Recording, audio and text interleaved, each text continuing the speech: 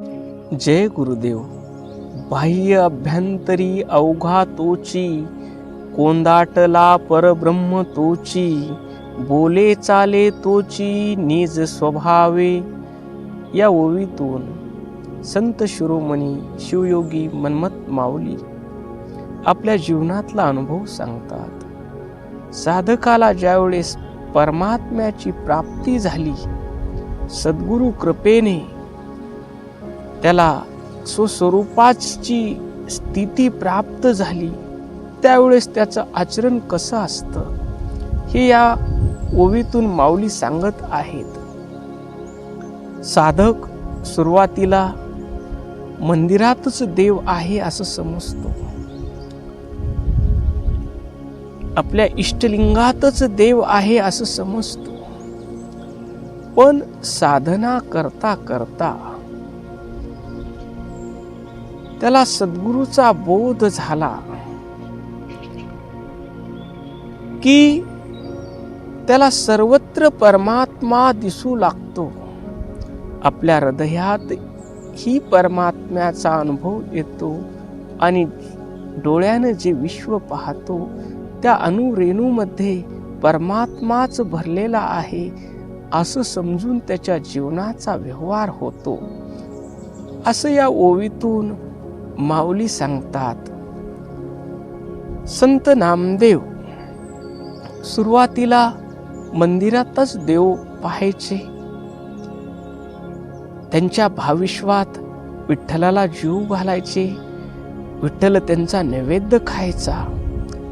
पण ज्यावेळेस संतांची सभा भरली त्यावेळेस ज्ञानेश्वर माऊली, मुक्ताई, सर्व संत तिथं बसलेले होते, गोरोबा काका आणि नामदेव.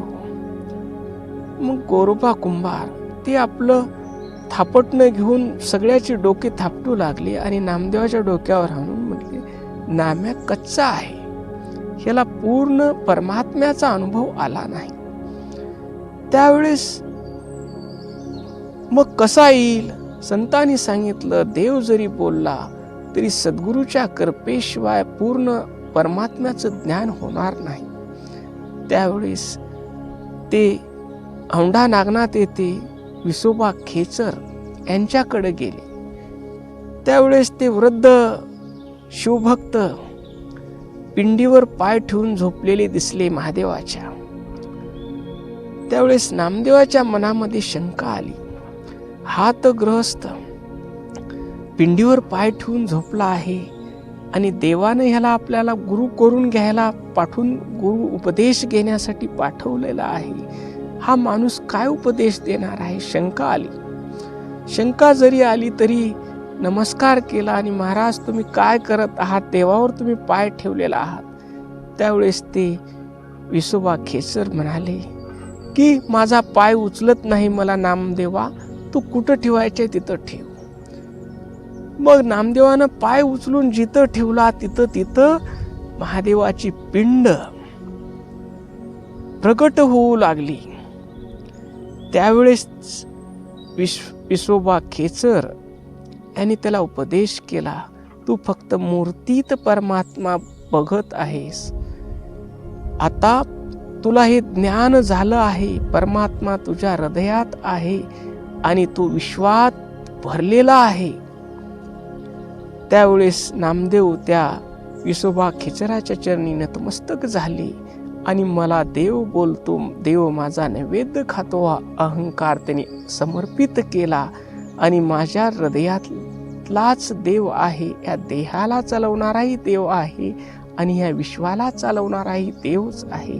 देव सर्व रूपान नटलेला आहे असा त्यांना अनुभव आला. मग बाह्य अभ्यंतरी अवघा तोची, त्यांना बाहेरल्या जगातही परमात्मा दिसू लागला आणि अंतरंगातही दिसू लागला. त्यावेळेस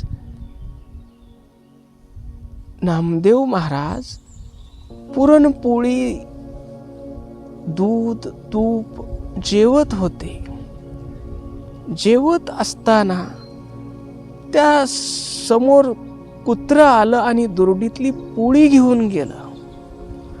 पोळी घेऊन गेल्यानंतर त्यांना गुरुबोधाची आठवण झाली की परमात्मा सर्वत्र भरलेला आहे. बाह्य अभ्यंतरी अवघा तोची. त्या कुत्र्याच्या रूपानं परमात्मा आलेला आहे. पोळी घेऊन गेल्यानंतर नामदेव महाराज त्याच्या मागे तुपाचा चंबू घेऊन पळू लागले. देवा, तुमचं पोट दुखल, नुसती पोळी तुम्ही खाऊ नका. बाह्य अभ्यंतरी अवघा तोची, कोंदाटला परब्रह्म तोची. त्यांच्या दृष्टीमध्ये परमात्म्याशिवाय काहीच नाही. लोक माझी थट्टा करतील, मस्करी करतील असा त्यांचा भावच नव्हता. कारण त्यांचं चालणं बोलणं निज स्वभावात होतं. निज स्वभाव म्हणजे काय? सूर्याचा निज स्वभाव उष्णता देणे, प्रकाश देणे. पाण्याचा निज स्वभाव शीतलता प्रदान करणे.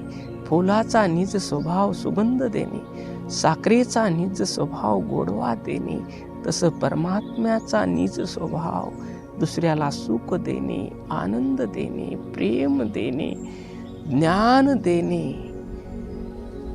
शांती प्रदान करणे, हे त्या निज स्वभावामध्ये संत वावरत असतात. ज्या दिवशी आपलाही अहंकार सद्गुरुनाथाच्या चरणी समर्पित होईल त्यावेळेस बाह्य अभ्यंतरी अवघा तोची, कोंदाटला परब्रह्म तोची, अशी आपली अवस्था होईल. आणि आपलं चालणं बोलणं आपल्या निज स्वभावाप्रमाणे, म्हणजे डोळ्यानं पाहणं दुसऱ्याला आनंद देण्यासाठी, मुखानं बोलणं दुसऱ्याला आनंद देण्यासाठी, हातानं काम करणं दुसऱ्याला सुख देण्यासाठी, पायानं चलणं जगाच्या कल्याणासाठी, असं आपलं निज स्वभावात वर्तन होईल. असं या ओवीतून माऊलीला तुम्हाला आम्हाला उपदेश करायचा आहे. ओम शांती शांती शांती.